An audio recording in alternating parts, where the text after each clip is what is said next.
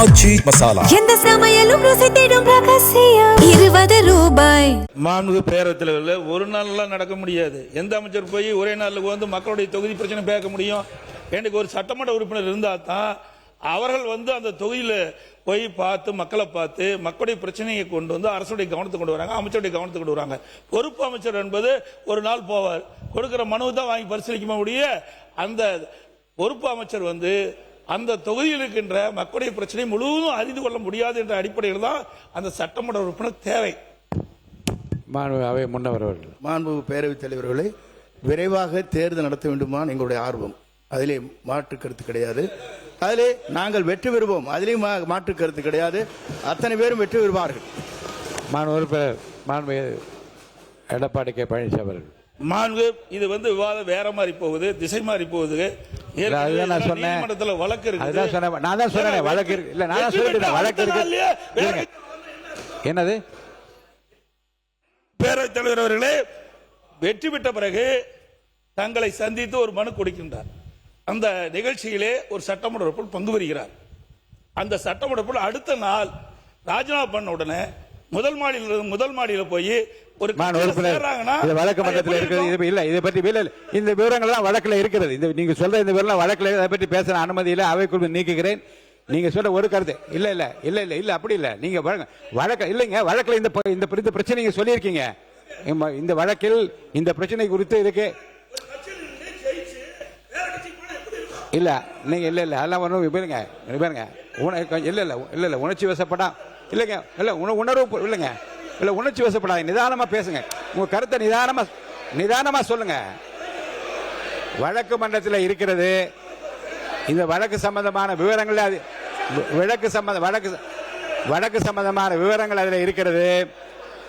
இருங்க, வழக்கு முடிந்தவுடன் தேர்தல் கமிஷன் எப்போது தேர்தல் மாண்பு அவை முன்னவர் மாண்பு பேரவைத் தலைவர் அவர்களே, மாண்பு பேரவைத் தலைவர் அவர்களே, இல்லை இருங்க, மாண்பு பேரவைத் தலைவர் அவர்களே குதிரை பேரம் என்றெல்லாம் பேசினார்கள்.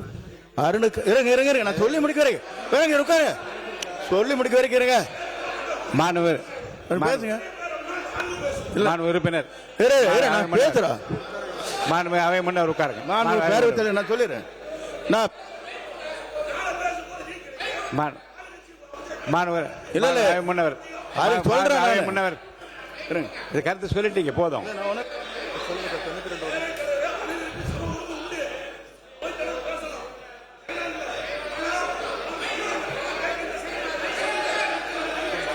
உட்காருங்க, நான் சொல்ல உட்காருங்க. மாண்புமிகு அவை முன்னவரா பொதுப்பணித்துறை அமைச்சர் யார் பேசுறீங்க? யார் அவை முன்னவர்? அவை முன்னவர் விடுங்க, உட்காருங்க. நான் சொல்லிடுறேன். இல்ல மாண்பு பேரவைத் தலைவர்களே, நம்முடைய உட்காருங்க. இல்ல இல்ல மாண்புமிகு பேரவைத் தலைவர் அவர்களே, நீங்க பெரிய கஷ்டப்பட்டு தெரியாத நாட்டுக்கு. ஆகவே இல்ல உட்காரு நான் சொல்லுறேன். சொல்லிடுறேங்க. உட்காருங்க. அவர் பேரு என்ன? அவர் பேரு மாண்பு பேர் சம்பத்குமார். அவர்களே உட்காருங்க. மாண்பு பேரவைத் தலைவர் மாண்பு பேரவைத் தலைவர் அவர்களே, எங்களுடைய வேட்பாளர் அருண் வாபஸ் பெற்றார். அது குதிரை பேரம் இல்லையா? அவரை சேர்த்திருக்கல, அது குதிரை பேரம் இல்லையா? அவை முன்னவர் இருங்க, நான் சொல்ல உட்காருங்க. அவங்க மட்டும் பேசுறோம். நீங்க மட்டும் பேசுங்க. உட்காருங்க. இங்க வாங்க, உட்காருங்க. அவர் பேசுறாரு பாருங்க, அவங்க உட்கார வைங்க.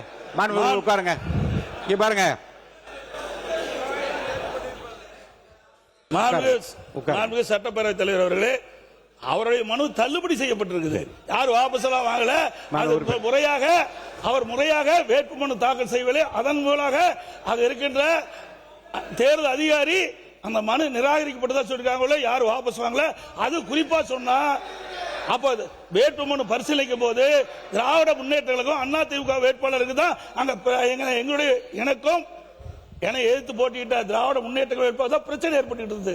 அவர்களை பத்தி அவருடைய வேட்பாளர் பத்தி நாங்க பொருட்படுத்தல. ஆக இதில் கூட இணைக்க கூடாது. ஆக அவை முன்னவர் பேசுறாருன்னா இருக்கின்ற கருத்தை பேசினா பரவாயில்ல, இல்லாத கருத்து பேசினா அவை திசை திருப்பு போய் கொண்டிருக்கின்றது. ஆகவே அதில் கூர்ந்து இந்த நேரத்தில் சொல்வதெல்லாம் ஒரு கட்சியிலிருந்து தேர்ந்தெடுக்கப்பட்டவர்கள் எங்களோடு இருந்துட்டு இருக்கிறாங்க. திடீரென்று எப்படி வேறு கட்சிக்கு மாறுவாங்க? நான் எந்த கட்சியை குறிப்பிடல. எப்படி போய் கட்சியில் சேருவாங்க? ராஜினாமா பண்றாங்க. சட்டப்பேரவை தலைவர்கிட்ட ராஜினாமா கடிதம் கொடுக்குறாங்க. ராஜினாமா பரிசீலனைக்கிறீங்க. அடுத்த முதல் மாடியில போய் சேர முடியும். இந்த விவரத்துக்கு போக கூடாதுன்னு சொல்லிட்டேன். ஏன்னா அந்த வழக்காடு மன்றத்தில் இருக்கு. நீங்க நடக்கிறது இங்க பேசி கோர்ட்டையும் பேச முடியாது. இல்ல ரெண்டு இடத்துல எப்படி பேச? இந்த விதிப்படி நீதி விசாரணையில் இருக்கும் எந்த பொருள் குறித்தும் தம் கருத்தை சொல்லவோ அப்பொருள் குறித்து பேசவோ கூடாதுன்னு அனுமதி இல்லை. இருங்க, நீங்க கோர்ட்ல கேஸ் இல்லைன்னா என்ன வேணாலும் நான் பேச அனுமதிக்கிறேன். வழக்குல இதெல்லாம் சொல்லியிருக்கீங்க. கீழே என்ன இதுக்குள்ள விவரத்துக்குள்ள நான் போக அனுமதி இல்லை. இல்லைங்க, எந்த கட்சி இல்ல பேரு சொல்ல கட்சி விவரம் என்னன்னு சொல்றீங்களா? வழக்காட்டு மன்றத்தில் இருக்கிற பிரச்சனையில் இருக்கிற விவரத்தை சொன்ன பிறகு அப்புறம் எந்த கட்சி அந்த கட்சி என்றால கோர்ட்ல இல்ல. இப்ப நீங்க சொல்ல வந்த கருத்து ஒரு கட்சியில் வெற்றி இல்ல நான் அவர்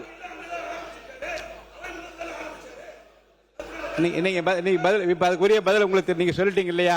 பதில் சொல்லிட்டீங்க இல்லையா? மைக் கொடுத்துங்க. மைக் கொடுத்த சொல்லியாச்சு. இவ்வளவு பேர் நீங்க யார பேச விட வேற யாரையாவது பேச விட்டோமா? அவருக்கு பதிலா இப்ப எதுக்கு நிக்கிறீங்க எல்லாரும்? பொதுக்கூட்டமா இது? என்ன பொதுக்கூட்டமா இது? உட்காருங்க. உட்காருங்க. உங்க கட்சி வேலைக்கு வாங்க முடியாது. பொதுக்கூட்டமான்னு கேக்குறேன். இது என்ன பொதுக்கூட்டம்? உட்கார சொல்லி எல்லாரும் என்னங்க உட்கார சொல்லுங்க. இருங்க இல்லங்க, நீங்க உங்களை அனுமதிச்சு இருங்க. உங்களை பேசணும் அனுமதிச்சிட்டே இருக்கும்போது பின்னாடி நின்று குரல் கொடுத்து என்ன பொதுக்கூட்டமா நடத்துறோம்? இது அவை அந்த மாண்பை காப்பாத்துங்க. அதுக்குரிய மாண்பை காப்பாத்துங்க. உட்காருங்க. எல்லாம் உட்காருங்க. நீங்க உட்காருங்க. எல்லாரும் உட்காருங்க. திசை இதே உட்காருங்க. எது அப்ப நான் விதியை பின்பற்ற ஆரம்பிக்கணுமா? உட்காருங்க. எல்லாரும் உட்காருங்க. பாருங்க, மாண்பு உறுப்பினர் முன்னாள் முதலமைச்சர் எடப்பாடி பழனிசாமி அவர்களுக்கு நான் சொல்றேன், இது மாதிரி ஆகுமா ஆகாத என்பதை மக்கள் தீர்மானிப்பார்கள். ஏற்கனவே தீர்மானித்து விட்டார்கள். இருங்க, உட்காருங்க.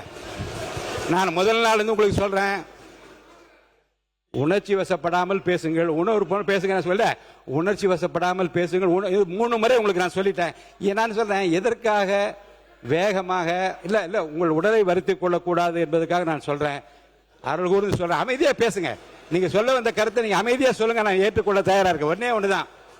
இருங்க, ஒரு கட்சியில் வெற்றி பெற்றவர்கள் அவர்களாவே முன்வந்து ராஜினாமா செய்துவிட்டு வேறு கட்சியிலே சேர்கிற போது என்னென்ன சங்கடங்கள் சிரமங்கள் இருக்கிறது முதல் உரையில் நீங்க விளக்க. ஏங்க குறுக்க பேசுறீங்க?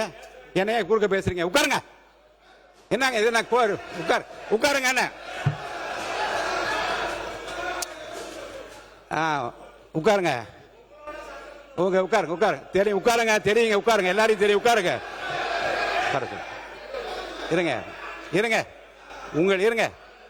ஒரு கட்சி தலைமைக்குரிய உள்ள உணர்வினை முதல் உரையில் குறிப்பிடுகிற போது எவ்வளவு பேர் உழைச்சாங்க, 6000 பேர் வேலை செஞ்சாங்க, இவ்வளவு பேருடைய உழைப்பில் தான் ஜெயிச்சாங்க என்று உங்களுடைய உள்ள உணர்வுகளை எல்லாம் நீங்க நல்லா பதிவு செஞ்சீங்க. பதிவில் இருக்கு, நான் ஃபுல்லா படிச்சு பார்த்தேன். ஒரு கட்சியினுடைய தலைமையிலிருந்து ஒரு விலகி போகிற போது ஒரு கட்சி தலைமைக்கு ஏற்படுகிற இழப்பு குறித்தும் வருத்தம் குறித்தும் நிறைய பேசியிருக்கீங்க. அதெல்லாம் குறிப்பில் இருக்கிறது. இப்போது இந்த பிரச்சனையில் உறுப்பினர் ஆஸ்டின் பேசிய பிறகு தேவையில்லாத விவாதங்கள் வளர்ந்து கொண்டிருக்கிறது. சொல்லி முடிச்சார். அவை முன்னவர் விடுங்க. அது அவை முன்னவர் சொல்லி நான் தானே சொல்றேங்க. அவை முன்னவர் தவிர்த்திருக்கலாம். இருங்க. அவை முன்னவர் தவிர்த்திருக்கலாம். இருங்க, கொஞ்சம் இருங்க. வழக்கு மன்றத்தில் இருக்கிற எந்த பிரச்சனை குறித்தும் மேற்கொண்டு அதிலே விவாதங்களை வளர்த்துக் கொள்ளாமல் இந்த பிரச்சனை இத்துடன் நான் முடித்து விடுகின்றேன். எந்த சமையலும் ருசி தேடும் ரகசியம் 20 ரூபாய்.